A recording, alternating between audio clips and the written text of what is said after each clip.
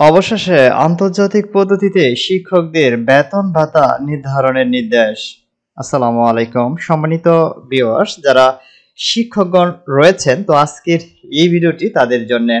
আজকের এই ভিডিওতে আমরা আপনাদেরকে দেখাবো আন্তর্জাতিক পদ্ধতিতে শিক্ষকদের বেতন ভাতা এবং এরই ধারাবাহিকতায় বাংলাদেশের বেতন ভাতা বৃদ্ধির যে ডেমো প্রকাশ করা হয়েছে এই সম্পর্কে আমরা আপনাদেরকে বিস্তারিত জানিয়ে দেব। তার জন্য অবশ্যই ভিডিওটি সম্পূর্ণ দেখার চেষ্টা করবেন, তাহলেই সম্পূর্ণ বুঝতে পারবেন।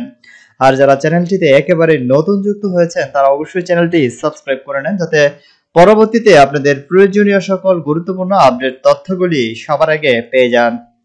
ভিউয়ার্স, আমরা কথা না বাড়িয়ে মূল আলোচনায় চলে যাব। আমরা এখানে দেখতে পাচ্ছি রিসেন্টলি একটি প্রতিবেদন দেওয়া হয়েছে কিছুক্ষণ আগেই। বাংলাদেশের শিক্ষকদের বেতন এশিয়ায় সর্বনিম্ন প্রতিবেশী দেশগুলোয় 3 গুণ বেশি।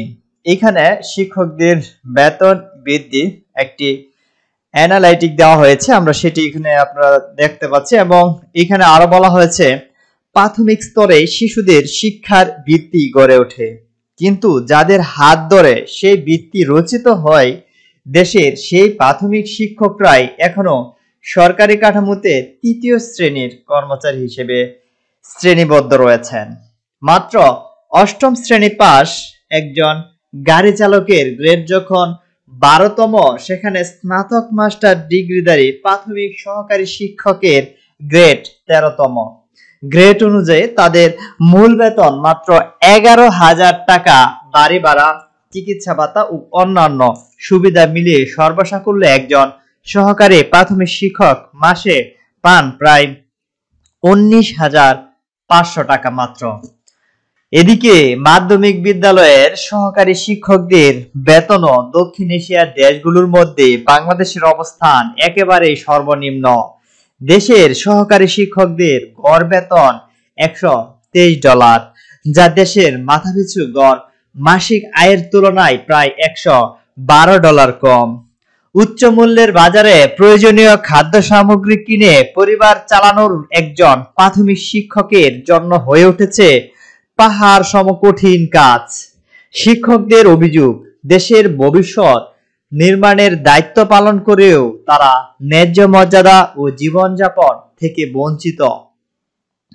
বর্তমানে দেশে 2015 সালে জাতীয় বেতন স্কেল কার্যকর রয়েছে, যার সাথে 2025 সালে 1 নভেম্বর থেকে সামান্য ভাতা সমন্বয় করা হয়েছে।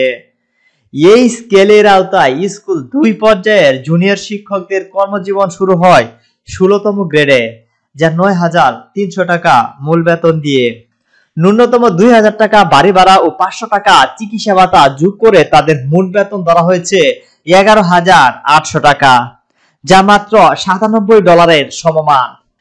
বাংলা, ইংরেজি, গণিত, বিজ্ঞান বিষয়ক সহকারী শিক্ষকদের মূল বেতন 11তম গ্রেডে 12,500 টাকা থেকে শুরু। বিভিন্ন ভাতা যোগ তাদের মোট বেতন দাঁড়ায় 15,000 টাকা, যা $123। বিএড ডিগ্রিধারী বিশেষত বিশেষ বিষয় শিক্ষকরা 10ম গ্রেডে 16,000 টাকা বেতন নিয়ে যোগদান করেন। নভেম্বর 2025 থেকে তাদের মোট বেতন দাঁড়ায় 18,500 টাকা, যা $152। এবং জুলাই 2026 বাড়ি ভাড়ার মূল বেতন 15% উন্নতি হলে তা হবে 18,900 টাকা, যা $155। শুরু থেকেই 10% পেনশন কর্তন প্রযোজ্য। প্রতি বছর জুলাইয়ের মূল বেতনের 5% ইনক্রিমেন্ট এবং বছরে 2টি উৎসব ভাতা, প্রতি ভাতায় 25% এবং একটি বৈশাখী ভাতা 20% দেওয়া হয়। পদোন্নতির ক্ষেত্রে 10 বছর পর সহকারী শিক্ষকরা 9ম গ্রেডে এবং সিনিয়র শিক্ষক হিসেবে উন্নতি হন, যেখানে মূল বেতন শুরু হয় 22,000 টাকা থেকে।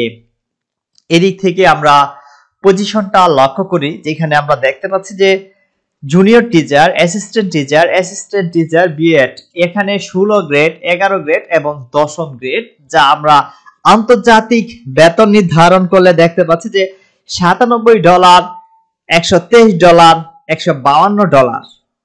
এদিক থেকে আমরা প্রতিবেশী দেশগুলোর তুলনায় বাংলাদেশের শিক্ষকদের বেতন প্রদানে সবচেয়ে পিছিয়ে। ভারত, পাকিস্তান, নেপাল, ভুটান শিক্ষক পেশাকে মধ্যবিত্ত মর্যাদা পেশা হিসেবে বিবেচনায় করা হয় এবং সেখানে শুরুতেই উচ্চতম গ্রেডে বেতন নিশ্চিত করা হয়।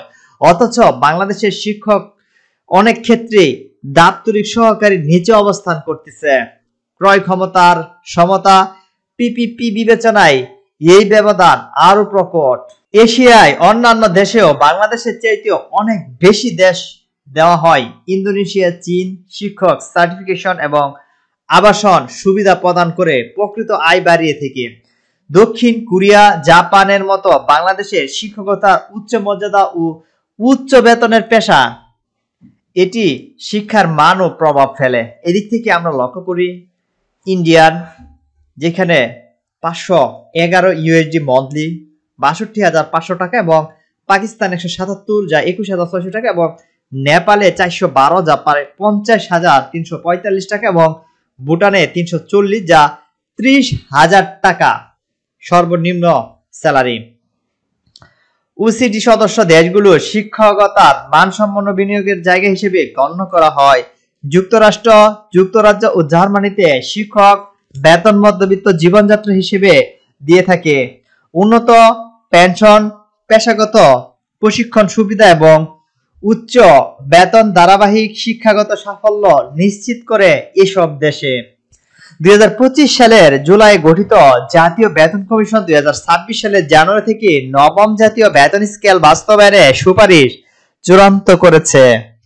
প্রাথমিকভাবে মূল বেতন ও অন্যান্য মিলিয়ে ৯০% পর্যন্ত বেতন বৃদ্ধির প্রস্তাব রয়েছে।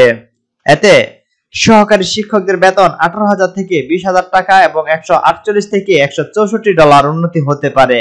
এমপিওভুক্ত শিক্ষকরা সম্পূর্ণ সরকারি স্কেলের অন্তর্ভুক্ত হওয়ার সম্ভাবনা রয়েছে। তবে অতীতের মুদ্রাস্ফীতি বেতন বৃদ্ধির প্রকৃত সুফল খেয়ে ফেলেছে। জীবনযাত্রার ব্যয়ের সাথে সমন্বয় না হলে নতুন স্কেলের প্রতীক হয়ে থাকতে পারে। কমিশন সর্বোচ্চ ও সর্বনিম্ন বেতন অনুপাত ১৫ থেকে ১ থেকে কমিয়ে ১২ থেকে ১ করার প্রস্তাব দিলেও শিক্ষকরা আরো শক্তিশালী বেতন কাঠামোর দাবি জানিয়েছেন।